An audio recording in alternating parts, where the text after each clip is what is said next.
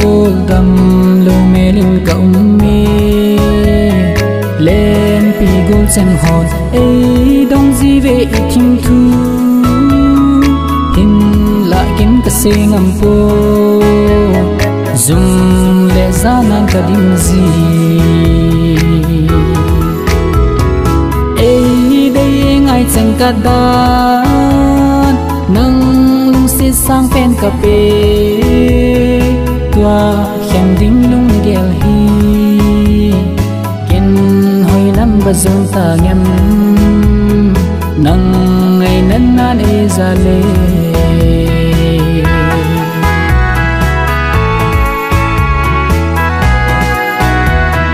za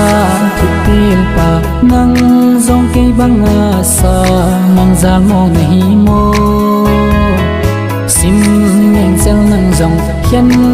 pu do nahi mo to thing u leng nang zong ke bang gol mai nahi mo ei de ngai sang ka da sang pen ka pe tua khem ding lung gel hi ken hoi lam ba zon ta ngem nang mai nan na le za le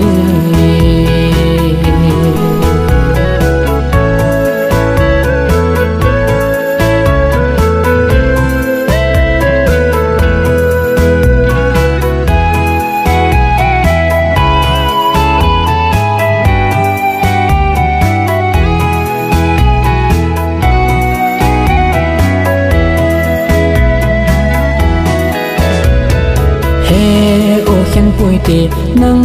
ka ta san poi nei na ti lo hai mo lung se za bolo mi hin ko zong za bolo nang lung se kana chan hi ke bang se mai tan te ei de ngai chang ka dan si sang pen ka pe tua khen ding lung gel hi ken hoi lam ba zon ta ngem nang ngai nan na le za le